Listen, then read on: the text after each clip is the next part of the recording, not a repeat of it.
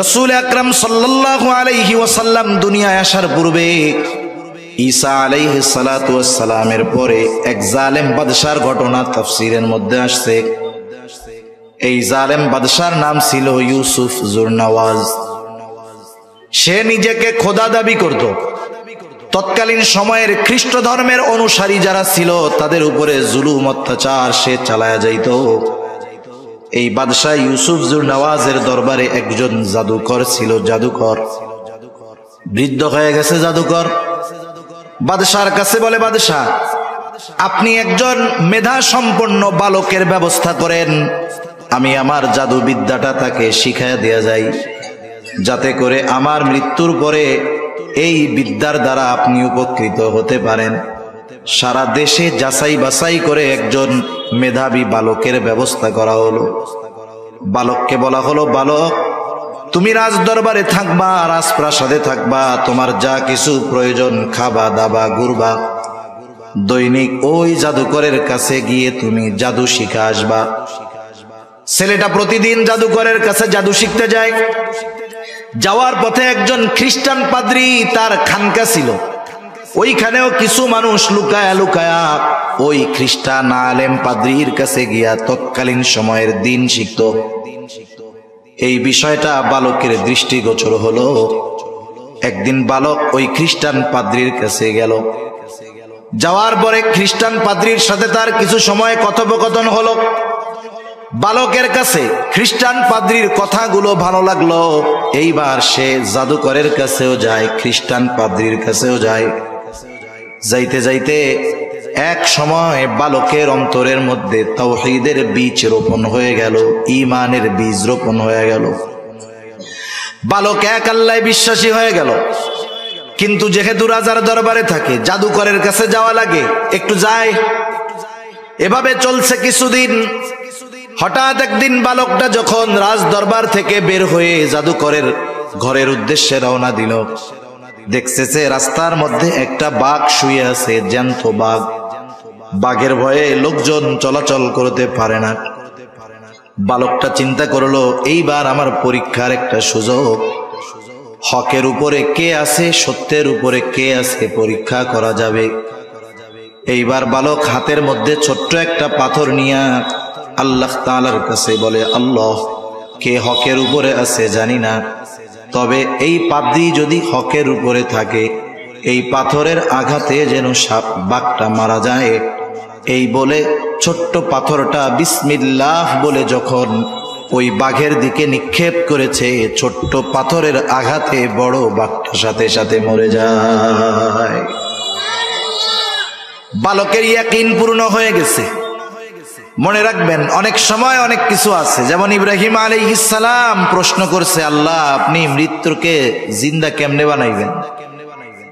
আল্লাহ তাআলা বলছে, বিশ্বাস হয় না? বিশ্বাস তো হয়। তাহলে কেন? লিতাতমাইন্না কলবি, আমি আমার আত্মার প্রশান্তির জন্য একটু দেখতে চাচ্ছি। অবিশ্বাসের কোনো কিছু নাই। বালকের বিশ্বাস পূর্ণ হয়েছে, তবে ইতমিনানের জন্য সেইটা পরীক্ষা করছে। যখন সবকিছু কমপ্লিট, এইবার গেছে পাদ্রীর কাছে। পাদ্রীর কাছে গিয়ে বলতেছে, এই ঘটনা, আমি এটা করছি আর এটা হয়েছে। পাদ্রী বলতেছে, বালক, তুমি তো কামেল হয়ে গেছো, ঈমান পরিপূর্ণ হয়ে গেছে, অচিরেই তোমাকে পরীক্ষার সম্মুখীন হওয়া লাগবে, মুসিবত তোমার দেখা দিবে। তখন যদি তুমি বিপদে পড়ো, মুসিবতে পড়ো, খবরদার আমার নামটা প্রকাশ করো না, গোপন রাখো। যাই হোক, আতর তো এমন এক জিনিস, এটা যতই লুকায় রাখেন, বাহির করলে ঘ্রাণ বের হবে কি হবে না? ঈমানের ঘ্রাণ, সুঘ্রাণ, এটাকে লুকায় রাখা যায় না। ঈমানের সুবাস বাতাসের মধ্যে ছড়ায়া যায়। বালকের খবর তো এখনো পৌঁছায় নাই বাদশার কাছে, কিন্তু ওই বালক রাজ দরবারে যখন থাকতো, বালকের সাথে একজন উজির সময় দিত, যে ছিল অন্ধ, দুই চোখে দেখে না। বালকটা এবার উজিরে বলতেছে, কথায় কথায় তো জানছে।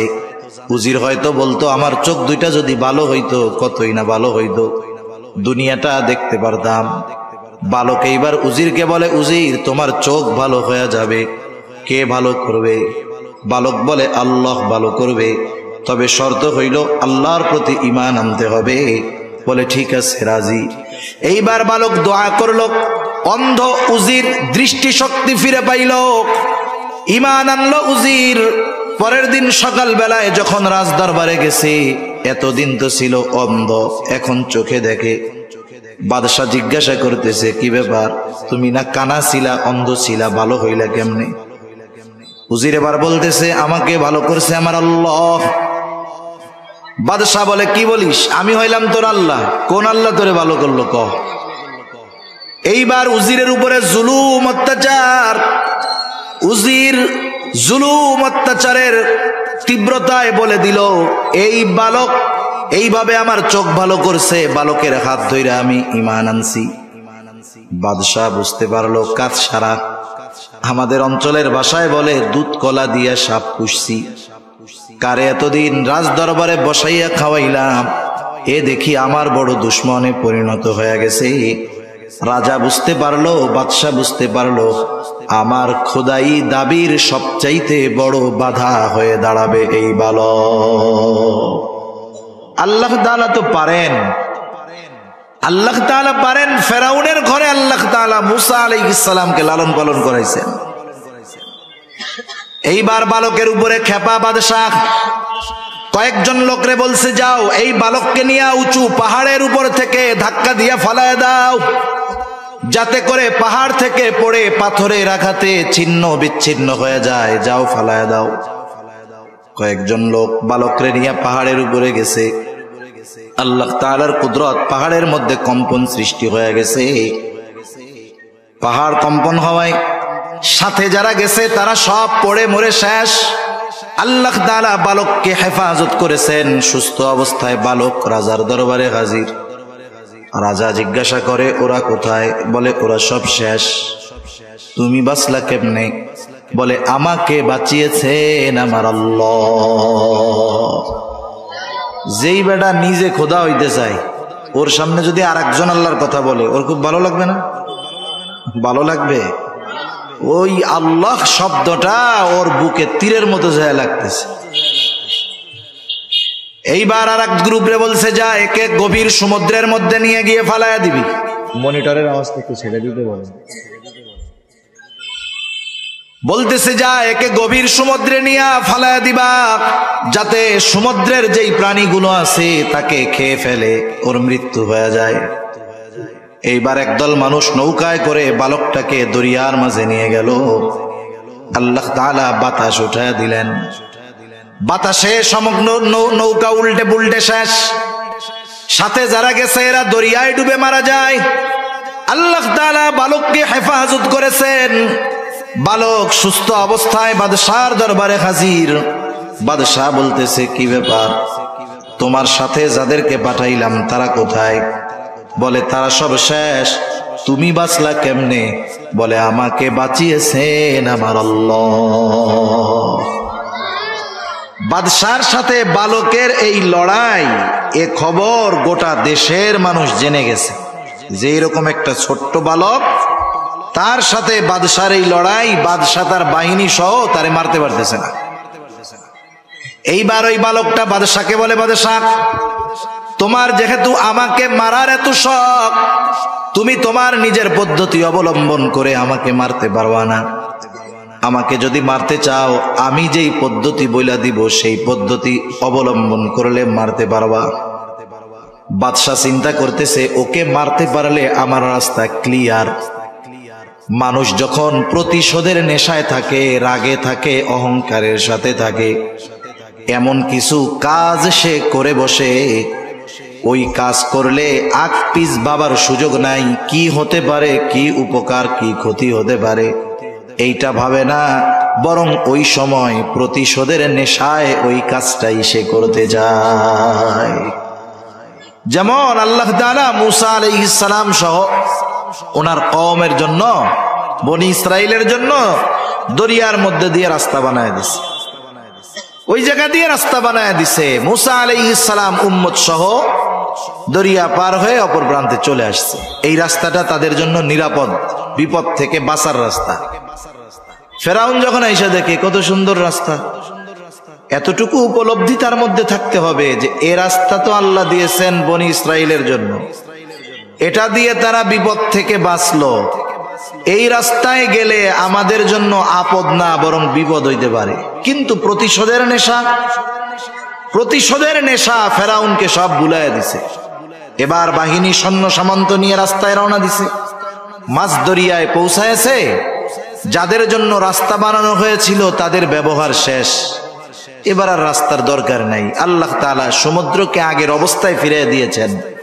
দুই পাশে পাহাড় সাদৃশ্য উঁচু দেয়ালের মতো হয়ে গেছে সমুদ্র। একসাথে উপর থেকে যখন পানিতে চাপা দিছে, সবগুলো একসাথে শেষ।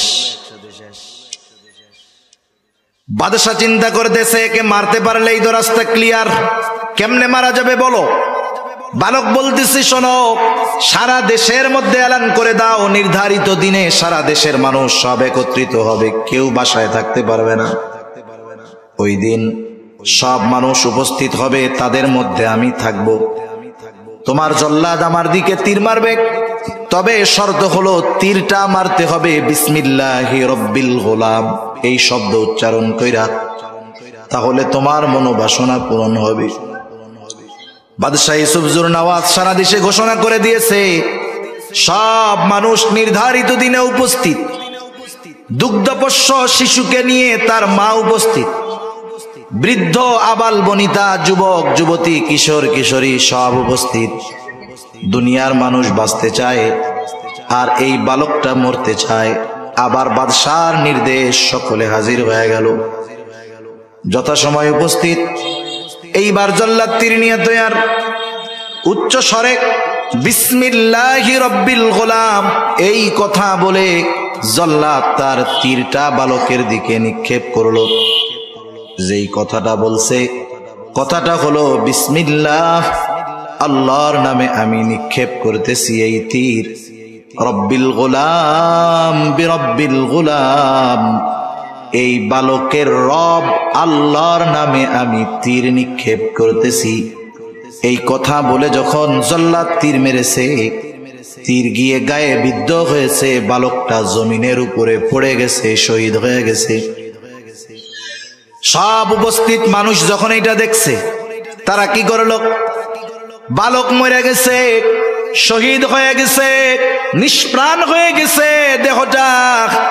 এই দৃশ্য দেখে উপস্থিত সব মানুষ সমস্বরে প্রত্যেকেই বলতেছে, আমানতু বিরব্বিল গোলাম, আমরাও এই বালকের রবের উপরে ঈমান আনলাম। বালক তীরের আঘাতে মরল ঠিক, কিন্তু বলেন তো, মরে গিয়ে বালক হেরে গিয়েছে নাকি সে সফল হয়ে গেছে? সেজন্য মানুষ মরলেই ব্যর্থ হয়ে যায় তা না, মৃত্যুর মাধ্যমে মানুষ তার মূল মাকসাদ, মূল গন্তব্যে পৌঁছাতে পারে।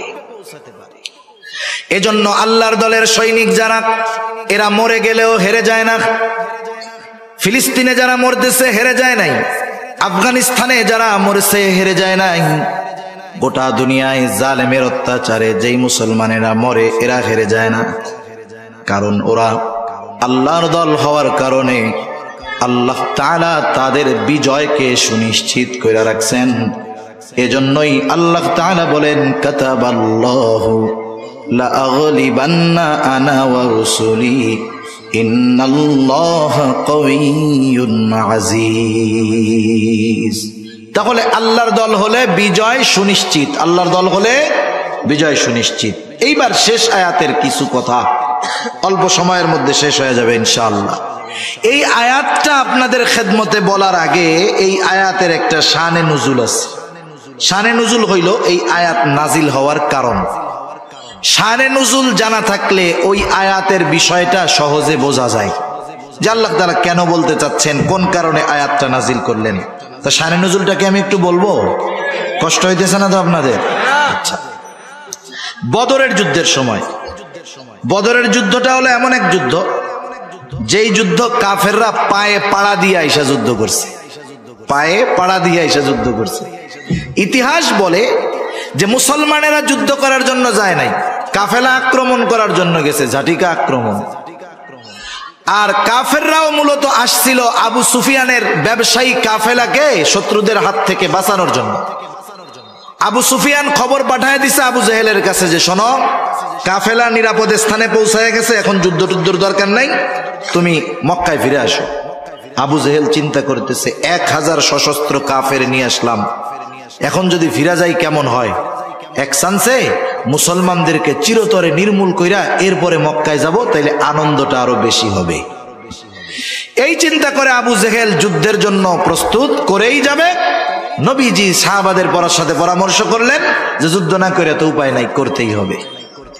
এ যুদ্ধটা সাধারণ যুদ্ধ ছিল না, এ যুদ্ধে বাবা ছেলের বিরুদ্ধে যুদ্ধ করেছে।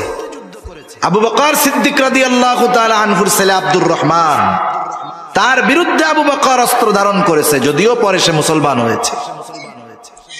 এই যুদ্ধের একজন মুজাহিদ মুহাজির সৈনিক ছিলেন। মুহাজির মক্কা থেকে মদিনায় হিজরত করে আসছেন একজন মুহাজির সাহাবী, তার নাম হলো আবু উবাইদা ইবনুল জাররাহ। আশারায়ে মুবাশশারা, আল্লাহ তাআলা যেই 10 জন স্পেশাল সাহাবীর নাম ঘোষণা করেছেন, তাদের মধ্যে একজন হলো আবু উবাইদা। এই আবু উবাইদার নাম কেন এই স্পেশাল লিস্টের মধ্যে আসলো সেটাও বুঝতে পারবেন। আবু উবাইদা যুদ্ধের ময়দানে গেছে, যুদ্ধ চলতেছে। আবু উবাইদার বাবার নাম হলো জাররাহ, সে কাফেরদের পক্ষে যুদ্ধ করার জন্য আসছে। হঠাৎ আবু উবাইদার নজর গেল একটা লোকের দিকে। কি ব্যাপার? ও একটু পরপর রাসূলের দিকে আক্রমণ করতে চায়।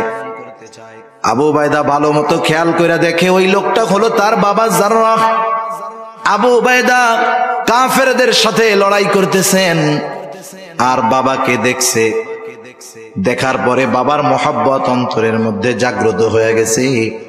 তিনি মনে মনে নিজে নিজে সিদ্ধান্ত নিয়েছেন, আমি যুদ্ধ করব, যুদ্ধের ময়দানে থাকব, কিন্তু বাবার মুখোমুখি হব না। বাপ কাফের হলেও বাবাকে মোহাব্বত করা, ভালোবাসা, ইসলাম এটা মানা করে নাই। বরং রাসূলুল্লাহ সাল্লাল্লাহু আলাইহি ওয়াসাল্লামের কাছে আসমা বিনতে আবি বকর রাদিয়াল্লাহু তাআলা আনহুমা আসছেন। এসে বলতেছে, ইয়া রাসূলুল্লাহ, আমার মা একজন মুশরিকা, শুধু মুশরিকা না, আপনাকে খুব অপছন্দ করে। ইয়া রাসূলুল্লাহ, তিনি আমার কাছে আসেন, আমার কাছে আসলে আমি তার সাথে কেমন আচরণ করব? নবীজি জানছেন সে মুশরিকা, নবীকে অপছন্দ করে। এরপরেও নবীজি বললেন, তিনি যখন তোমার কাছে আসবে তুমি তার সাথে সদাচরণ করবা। শুধু তাই না, মা বাবা যদি সন্তানকে শিরক করার জন্য চাপ দেয়, শিরক হলো এমন এক পাপ, কিছু শিরক আছে এগুলা করলে ঈমান থাকে না। যেমন মক্কার মুশরিক যারা, এরা আল্লাহকে বিশ্বাস করত, আল্লাহ তাআলার প্রতি তাদের বিশ্বাস ছিল। কোরআনুল কারীমে অনেক আয়াত আছে, যেমন আল্লাহ তাআলা এক জায়গায় বলেন, ওয়ালা ইন সাআলতাহুম মান খালাকাস সামাওয়াতি ওয়াল আরদ লা ইয়াকুলুন্নাল্লাহ। আল্লাহ তাআলা বলেন, আপনি যদি তাদেরকে জিজ্ঞাসা করেন মান খালাকাস সামাওয়াতি ওয়াল আরদ, আসমান এবং জমিনের স্রষ্টা কে, মক্কার মুশরিকদেরকে এই প্রশ্ন করলে তারা বলবে, কি বলবে? লা ইয়াকুলুন্নাল্লাহ, অবশ্যই অবশ্যই আসমান জমিনের স্রষ্টা কে। মক্কার মুশরিকরা আল্লাহকে বিশ্বাস করত, কিন্তু কিছু শিরকের কারণে তারা বেঈমান, তাদের ঈমান শেষ। মনিটরের আওয়াজ আরো ছাড়তে হবে। তা দেখেন, কাফেরও যদি হয় মা বাবা, ভালোবাসাতে দোষের কোনো কিছু নাই। আবু উবাইদা চিন্তা করছে, বাবা লুকায় লুকায় থাকি, মুখোমুখি হব না। যুদ্ধ চলতেছে। আবু উবাইদার বাবা জাররাহ চিন্তা করতেছে নবীজির উপরে আক্রমণ করবে। যাই হোক, আবু উবাইদা যখন 2-3 বার দেখছে বাবা তো নবীর উপরে আক্রমণ করতে চায়, একটু আগে বাবাকে দেখা মহব্বত লাগছে ঠিক, কিন্তু বলেন তো, ওই বাবার প্রতি মহব্বত যতই হোক না কেন, ওই বাবা যদি নবীর উপরে আক্রমণ করে, কোন সাহাবীর অন্তরে ওই বাবার মহব্বত থাকবে নাকি? উনি প্রচন্ড বিরক্ত হয়ে গেছেন। এইবার যখন বাবা রাসূলুল্লাহ সাল্লাল্লাহু আলাইহি ওয়াসাল্লামের দিকে আসতেছেন, এইবার আর কিছু করেন নাই, নিজের তরবারিটা নিয়ে এক কোপ দিয়া বাবার দেহ থেকে মাথাটা আলাদা করে দিয়েছে। যুদ্ধ শেষ হয়ে গেল, কাফেররা রটায় দিচ্ছে, দেখ মোহাম্মদ পোলারে দিয়া বাপরে হত্যা করায়। কাফেররা রটায় দিয়েছে, দেখ মোহাম্মদ ছেলেকে দিয়ে বাবাকে হত্যা করায়। নবীজি চুপ, কিছুই বলেন না, কারণ এইরকম ইতিহাস, এইরকম ঘটনার সম্মুখীন তো আগে তিনিও হন নাই। দুনিয়ার মানুষ খারাপ বলতেছে, সি সি বলতেছে, কিন্তু আসমানের মালিক ওহী নাজিল করে জানায় দিলেন, ও আমার হাবিব, দুনিয়ার মানুষ যাই বলুক না কেন, আমি আল্লাহ আবু উবাইদার অন্তরের খবর জানি। এই জন্যই আল্লাহ তাআলা এই ঘটনা সহ আরো কয়েকটা ঘটনাকে কেন্দ্র করে আবু উবাইদার প্রশংসা করে আল্লাহ তাআলা এই আয়াত নাজিল করেছে। আল্লাহ তাআলা বলতেছেন, লা তাজিদু কওমান ইউমিনুনা বিল্লাহি ওয়াল ইয়াউমিল আখির ইউআদ্দুনা মান হাদ্দাল্লাহা ওয়া রাসূলাহু। আল্লাহ তাআলা বলেন, যারা আল্লাহর প্রতি, আখিরাতের প্রতি ঈমান এনেছে, এমন কওম যারা, এমন সম্প্রদায় যারা, আপনি তাদেরকে কখনো এমন অবস্থায় পাবেন না, ইউআদ্দুনা মান হাদ্দাল্লাহা ওয়া রাসূলাহু, যারা আল্লাহ এবং রাসূলের প্রতি শত্রুতা পোষণ করে, ওই ব্যক্তিগুলো, ওই মুমিনগুলো তাদেরকে ভালোবাসে, এমন অবস্থায় কখনো পাবেন না। সোজা কথা হলো, আল্লাহর প্রতি, আখিরাতের প্রতি যারা বিশ্বাস স্থাপন করে, তারা আল্লাহ এবং রাসূলের প্রতি যারা শত্রুতা পোষণ করে, তাদের সাথে কখনো ভালো সম্পর্ক রাখে না। এখন ওই আল্লাহ রাসূলের বিদ্বেষকারী, ওয়ালাউ কানু আবাআহুম, আল্লাহ এবং রাসূলের এই দুশমন যদি মুমিনের বাবাও হয়, আও আবনাআহুম, যদি মুমিনের ছেলেও হয়, আও ইখওয়ানাহুম, মুমিনের ভাইও যদি হয়, আও আশিরাতাহুম, এক কথায় জ্ঞাতি গোষ্ঠী সে যে হয় হোক, আল্লাহ এবং রাসূলের দুশমন যদি মুমিনের বাবাও হয়, মুমিন ওই বাপকে ছেড়ে দেয় না, সন্তানকে ছেড়ে দেয় না, ভাইকে ছেড়ে দেয় না, নিজের জাতি গোষ্ঠীর কাউকে ছেড়ে দেয় না। আল্লাহ এবং রাসূলের মহব্বতকে প্রাধান্য দিয়ে বাবার বিরুদ্ধে যদি অস্ত্র ধারণ করতে হয়, এই মানুষগুলো আল্লাহ এবং রাসূলের মহব্বতে বাবার বিরুদ্ধে দাঁড়িয়ে যায়। গোটা দুনিয়া একদিকে, আল্লাহ এবং তার রাসূল আর একদিকে, এক্ষেত্রে কারো সাথে তারা পরোয়া করে না। এ বিষয়টা বলা যত সহজ, বাস্তবে তত কঠিন। এ কঠিন জিনিসটাকে তারা নিজেদের সাধ্যে কেন আনতে পারছে?